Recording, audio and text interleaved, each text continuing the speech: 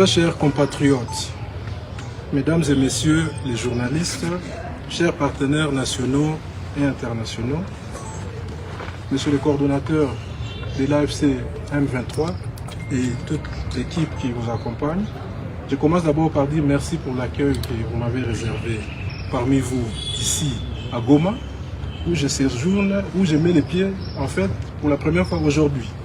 C'est aujourd'hui que je rencontre les coordonnateurs pour la première fois depuis que je suis dans la région il y a quelques jours. Depuis 48 heures, les réseaux sociaux s'enflamment autour d'une rumeur, ma supposée adhésion à l'Alliance Fleuve Congo M23. Je suis venu aujourd'hui pour mettre fin aux spéculations, par respect pour la nation, par respect pour l'opinion et par respect pour la vérité. Mes chers compatriotes, toute ma vie publique a été une lutte contre l'injustice, contre la dictature, contre la mauvaise gouvernance et contre l'humiliation de notre peuple. J'ai œuvré pour le progrès social, l'éveil des consciences et l'encadrement de la jeunesse sans distinction. Ce n'est pas un hasard si, dès 2016, je me suis retrouvé aux côtés du président Félix-Antoine Tshisekedi Tshilombo.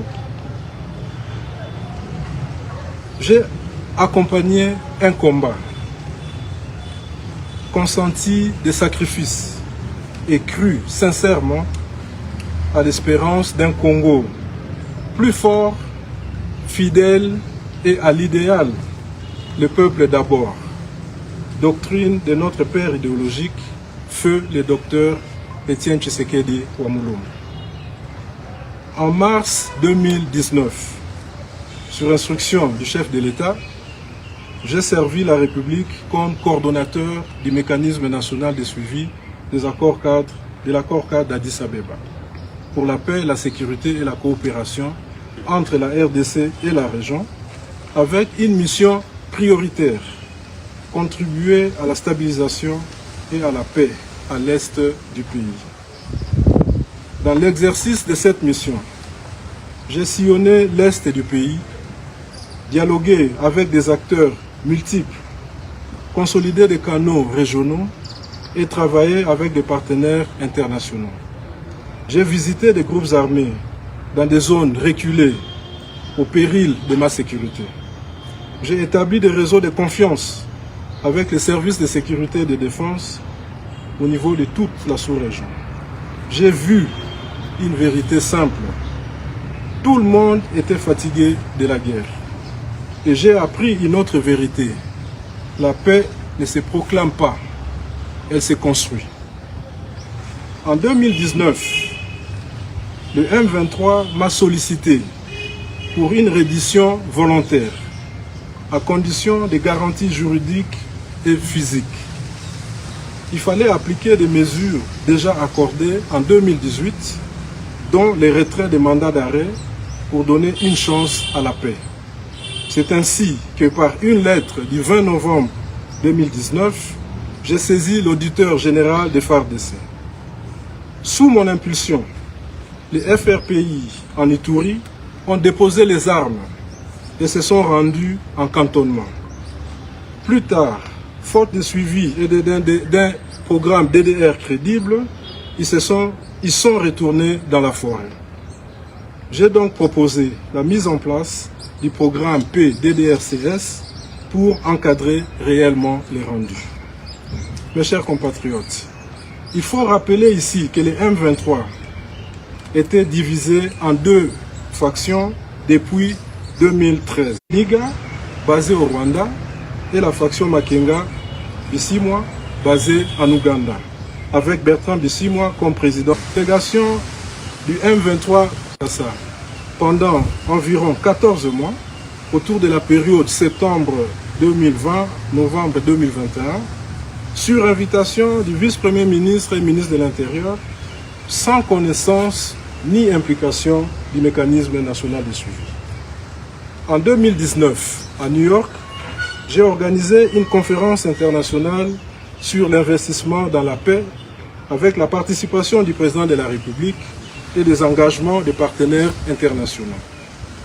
Avec les Nations Unies, j'ai contribué à la création du G5, un groupe de 5 chefs de renseignement civils et militaires de 5 pays, à savoir le Congo, le Burundi, le Rwanda, l'Ouganda et la Tanzanie. Et ce groupe avait pour objectif de surveiller les forces négatives et surveiller et neutraliser les réseaux. Nous avons même réconcilié des services de renseignement en conflit depuis des années. Je parle ici des services rwandais et des services burundais que j'ai pu réconcilier à cette époque. Avec nos partenaires, nous avons aussi contribué à des dynamiques de réconciliation régionale ayant permis une normalisation entre certains États voisins. Et ici, je fais allusion directe à la réconciliation entre les Rwandais et l'Ouganda, dont j'étais, sur instruction des chefs d'État de la région, le médiateur principal. De 2019 à 2021, nous avons évité l'escalade et consolidé une période d'accalmie totale. En février 2022, malgré des moyens limités, j'ai réalisé un sommet de haut niveau avec plus de 7 chefs d'État présents et à cet effet, j'ai lancé les programmes de pacification et de stabilisation de l'Est de la RDC et de la région, aussi appelé feuille de route. Un programme visant à traiter les causes profondes des conflits par des moyens militaires et non militaires. Je ne cite que ces quelques exemples de mes réalisations au mécanisme national de suivi, car ce n'est pas l'objet de ma communication d'aujourd'hui. C'est juste pour vous dire que votre interlocuteur a une expérience vraiment approfondie avec des réseaux établis au niveau sécuritaire, des réseaux sécuritaires, des canaux sécuritaires bien établis au niveau de la sous-région. Ces succès dont je viens de vous exposer, au lieu de m'attirer reconnaissance, m'a attiré des ennuis. Des rivalités se sont installées. Un haut représentant du président de la République est entré en jeu et a progressivement pris la main sur les dossiers, vidant les mécanismes nationaux de suivi de sa substance jusqu'à m'écarter du processus. La rupture décisive survient pendant Nairobi 2, où nous avons des approches opposées, donc les hauts représentants et moi-même, surtout concernant les 2 factions du M23 qui étaient présents. À la veille du sommet de Nairobi 2, sur invitation du président Museveni et sur ordre du chef de l'État, je me suis rendu à Kampala pour rencontrer les leaderships du M23 sous médiation. J'étais accompagné à cet effet par 3 experts du gouvernement choisis par le chef de l'État, avec pour mission de m'appuyer pendant ces discussions, en apportant bien sûr leur expertise technique. Il s'agit de l'actuel administrateur général adjoint de l'ANER, le directeur Joseph Kalambay. À l'époque, il était encore directeur. Il y avait un expert militaire, chef de département au renseignement militaire, le général John Sinabaouma, et puis mon assistant principal, le professeur Martin Ziakwa. Nous avions une ligne rouge tracée par le président de la République. Cesser les feux immédiats et retrait de 5 localités. Ensuite, pourra venir les dialogues directs. Je dois mettre une parenthèse en dehors de mon journal, de mon discours. Du côté de M23, il y avait justement le président politique du mouvement, M. Bertrand Bisimwa, qui était accompagné de 3 autres collaborateurs, notamment M. Laurence Kanyuka, et c'était une occasion pour moi de les rencontrer aussi. Il y avait M. Bonipa, Benjamin Bonipa, et puis le feu colonel Castro. C'était la délégation qui était en face. Ils étaient à 4, nous étions à 4 également. Et comme j'ai dit, nous avions une ligne rouge pour engager les dialogues, il fallait que les M23, il fallait qu'il y ait un cessez-le-feu immédiat, et puis il fallait qu'il y ait retrait des localités occupées. Après 2 jours de discussions intenses, un point restait en litige, c'est-à-dire nous nous sommes mis d'accord sur tous les points, sauf un seul point. C'était le retrait total. Nous avons établi un procès verbal à l'intention des 2 chefs d'État. Il était convenu qu'une rencontre à Nairobi réglerait ces petits différends. Mais à Nairobi, le président Tshisekedi n'a pu rencontrer les M23 comme convenu, à la grande déception du médiateur, le président Museveni. Ensuite, toujours à Nairobi, le haut représentant a exclu les M23 à Makenga, puis les M23 Runiga des discussions, dans une atmosphère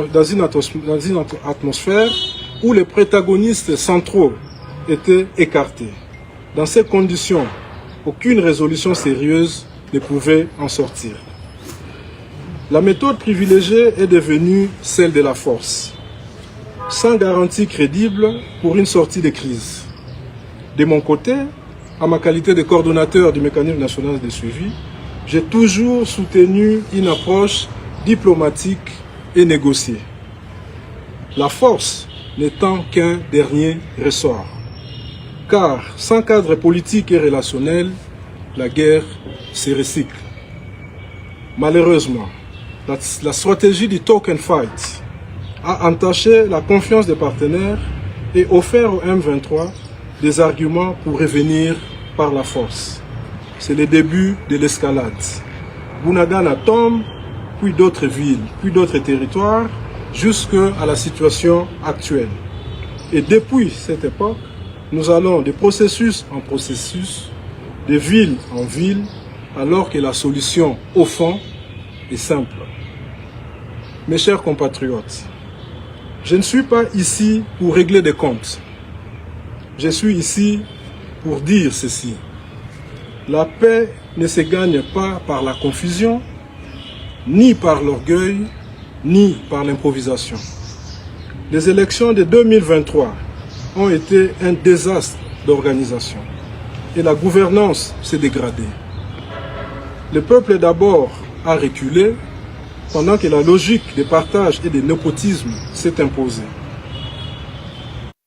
La frustration, la pauvreté et le désespoir. Le pays se dégrade. Absence de services, villes abandonnées, routes inexistantes, Kinshasa défigurée, des taxes sans retour. L'État sous-traite même ses fonctions régaliennes. L'autorité de l'État disparaît. La peur s'installe et dans les désespoirs, les extrêmes prospèrent. Mes chers compatriotes, je reviens au cœur du sujet. Est-ce que c'est vrai ou c'est faux? Je n'ai pas quitté le silence pour faire du bruit. Je parle parce que la crise exige du courage politique et un sens élevé de la responsabilité. Voici la vérité.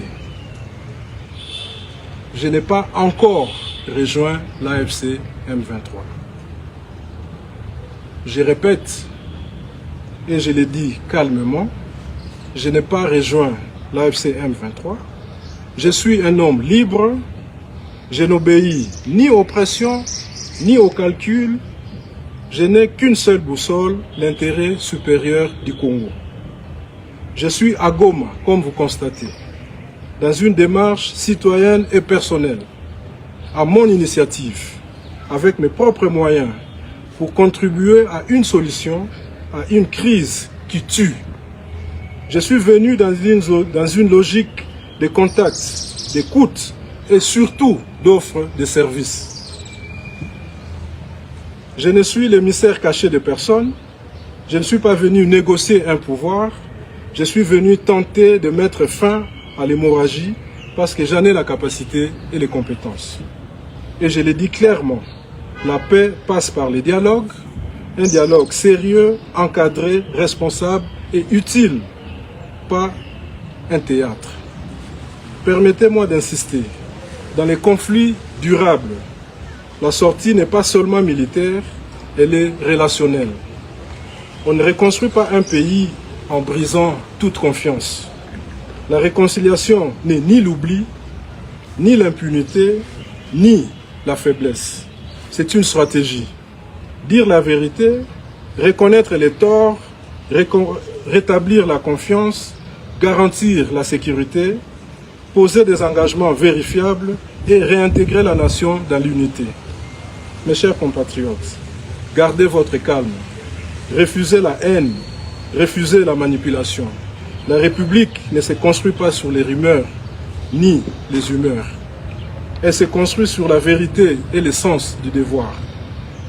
Aux partis en conflit, l'histoire jugera chacun. À nos partenaires, le Congo veut une paix réaliste, équilibrée, garantie, qui protège la souveraineté et la dignité nationale. En conclusion, je vais encore le dire, je suis venu consulter, je n'ai trahi personne, je n'ai qu'un seul camp, le Congo. Si le coordonnateur et son équipe acceptent mon offre, parce que je leur ai fait une offre, si le coordonnateur accepte mon offre et me propose une formule de collaboration, je l'évaluerai. L'essentiel n'est pas d'être à Goma ou à Kinshasa, l'essentiel est une solution définitive et durable. Je suis prêt à m'impliquer pleinement car la paix n'a pas de prix. Après les dialogues dont nous envisageons et la réconciliation nationale, nous devons nous préparer, nous devons réparer plutôt nos relations avec nos voisins pour restaurer l'équilibre et le bon vivre ensemble dans la sous-région. Et tous ceux qui veulent contribuer sérieusement à la paix puissent me rejoindre.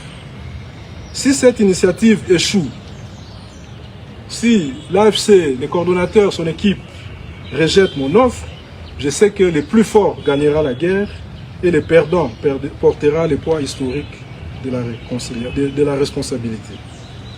Je reste disponible pour vos questions. Je suis au service du Congo, sur ma terre natale, au Congo, à Goma. Et je dois dire ici que je suis très content de remettre les pieds au Congo. Après une année, ça fait presque une année, et je suis en dehors du pays, en exil technique. C'est la première fois dans une année que je remette mes pieds au Congo. Et je suis très content que ce soit par Goma, une ville pour laquelle j'ai beaucoup d'admiration. Et je suis très content que la première autorité à me recevoir, c'est le coordonnateur et son équipe. Je suis prêt à servir mon pays partout et en toute capacité. Vive la République, vive le Congo, vive la paix. Je vous remercie. Merci, on va passer aux questions avec Ghost. Ok, vous êtes un homme libre, comme vous venez de le dire. Ouais. Est-ce que vous avez rompu contact avec le président Tshisekedi? Parce que récemment, vous venez encore d'affirmer que vous êtes en exil technique. Ouais.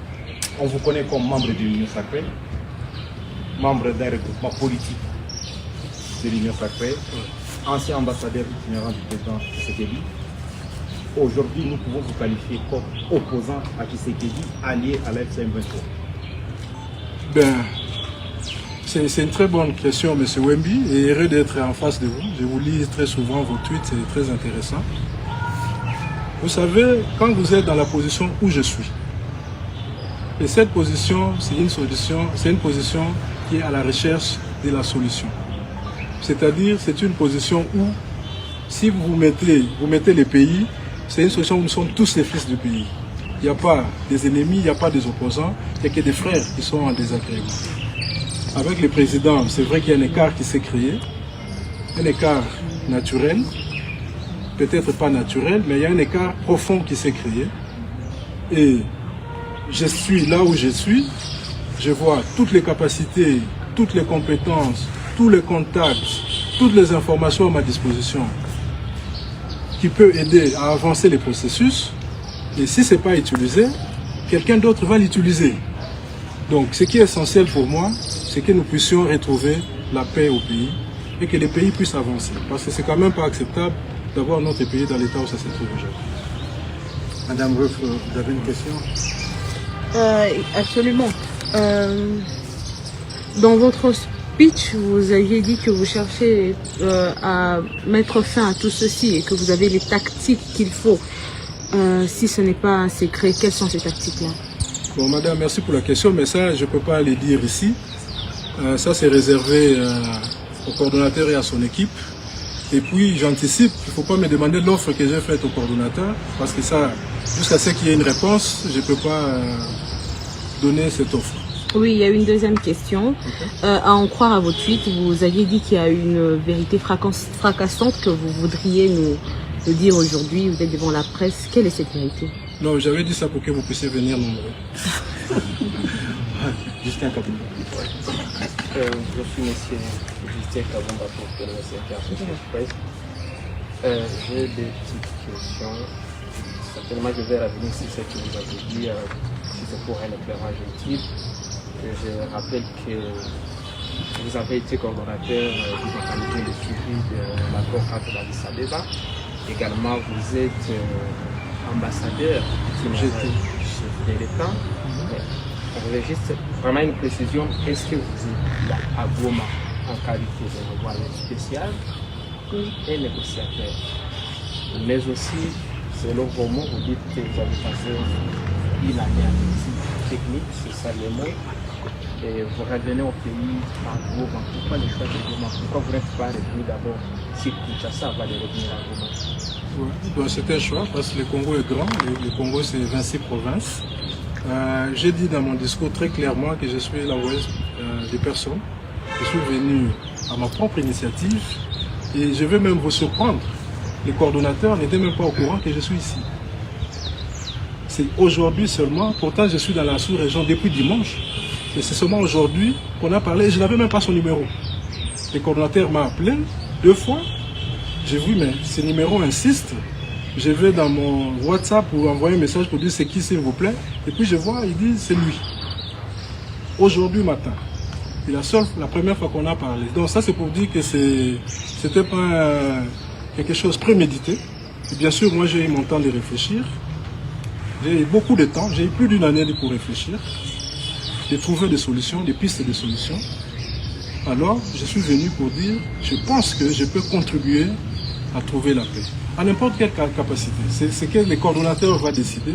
S'il veut que je sois un consultant externe qui donne des conseils ou qui accompagne, je suis prêt à le faire. Le plus important pour moi, comme j'ai dit, ce n'est pas d'être à Kinshasa ou à Goma.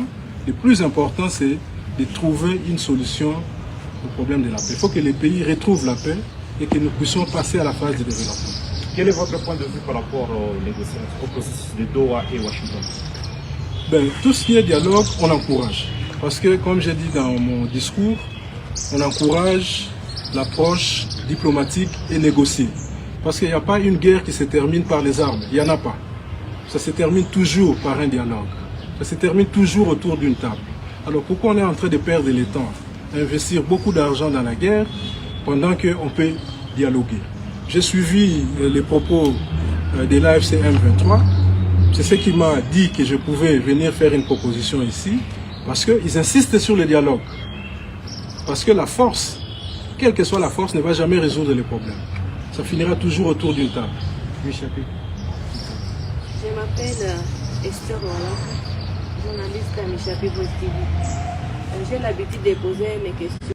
Qui ont synthétisé ma immense pour l'obéla bisawa, au bandeko na biso bayoka kaningala, surtout basoda na FARDC, bamususu kuna bayoka donc signification à présence na côté à mon cordon. Merci maman. Bon, Tokobana, nous avons lobby que depuis 48 heures, peut-être plus, peut-être 72 heures, par rumeur, il est belé dans les réseaux sociaux que Ibalanki a sali adhésion à AFC M23. Alors, Natinda qui pose ce mot qu'on a lobby, vrai ou faux. Alors, Wana est bandili. Mais ce qui est important, ce n'est pas ça. Ce qui est important, Ibalanki a la recherche ya paix.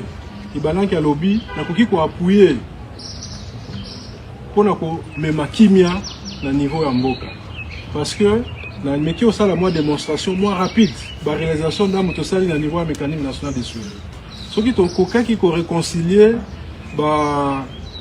mboka bapaya ba service sokozwi par exemple Rwanda na Burundi basalaki 5 ans bakutanaka te ni au niveau diplomatique ni au niveau sécuritaire ni au niveau politique mais grâce à action na biso tokutanisi bango pour la première fois ozwi Rwanda na Uganda bazalaki na guerre etikaki kaka masasi ebeta ba frontière ekangi tosali musala pendant 3 mois tomemi bango na frontière ya Katuna Gatuna ba signé accord ba fongoli ba relation diplomatique ezongi ba commerce transfrontalier et bandeli.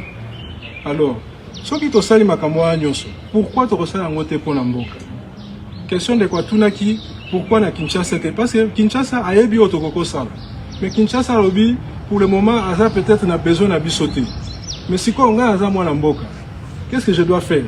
Dans la solution, peut-être pas solution totale, mais dans peut-être na moi libanga moko et qu'on peut aider la contribution pour tous la solution.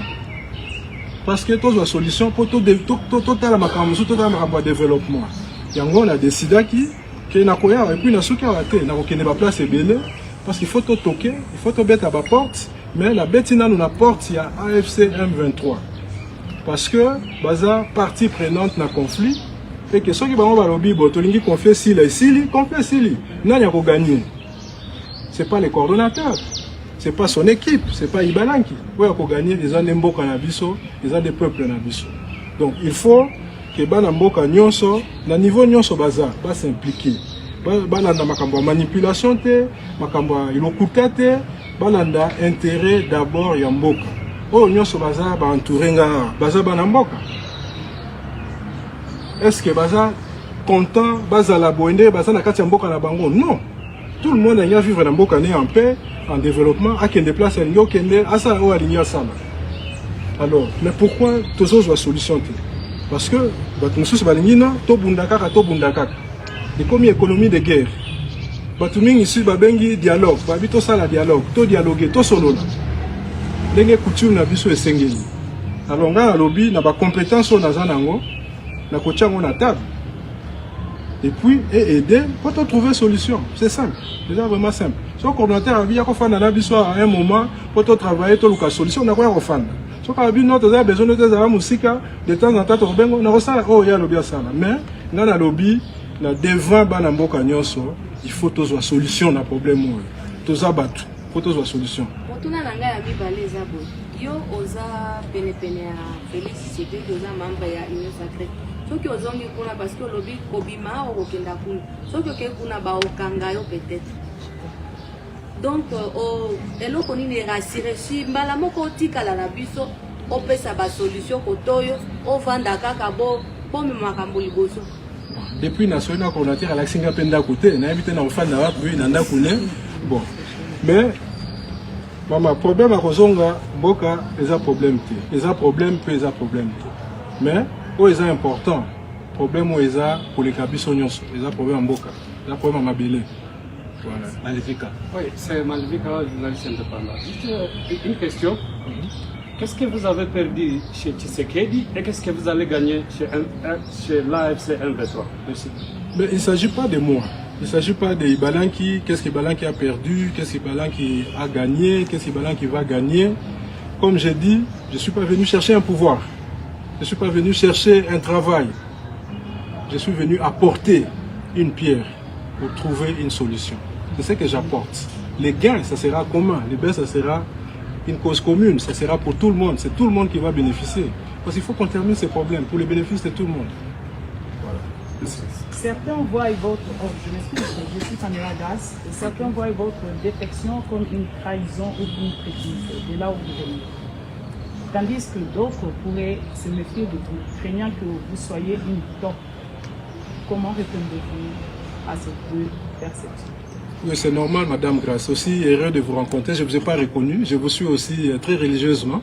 Merci. Depuis un temps. Et j'apprécie vos efforts et votre manière de communiquer. Merci. Alors, c'est normal, c'est une position qui est très difficile et très délicate. Mais moi, je suis habitué à ça. J'ai fait 4 ans, presque 4 ans et demi, comme coordonnateur du mécanisme national de suivi, où je devais à tout moment traiter avec des partis opposés. Donc d'un côté, il y a les gouvernements dont je suis issu. De l'autre côté, il y a les groupes armés, nous en avons plus de 130. De l'autre côté, il y a les partenaires régionaux. Alors, je me suis retrouvé au milieu. Le rôle du coordonnateur du mécanisme national de suivi, c'est d'assurer le suivi et la mise en œuvre. Donc, c'est-à-dire, c'est un arbitre. Donc, j'ai appris à vivre dans la peau d'un arbitre. Et un arbitre, on l'accuse toujours. On l'accuse. J'ai subi beaucoup d'attaques, beaucoup d'insultes, parce qu'on disait, ah, c'est toi qui avais demandé l'arrêt, qu'on stoppe avec la poursuite contre les membres de M23. Mais je suis dans mon rôle. Aujourd'hui, il y a des agréments de Doha, par exemple, la libération des prisonniers. Alors, qui doit assurer le suivi? Quelqu'un doit assurer le suivi. Et cette personne peut être désignée par le gouvernement de Kinshasa. Mais cette personne doit avoir le courage d'écrire à qui de droit pour dire libérer les prisonniers.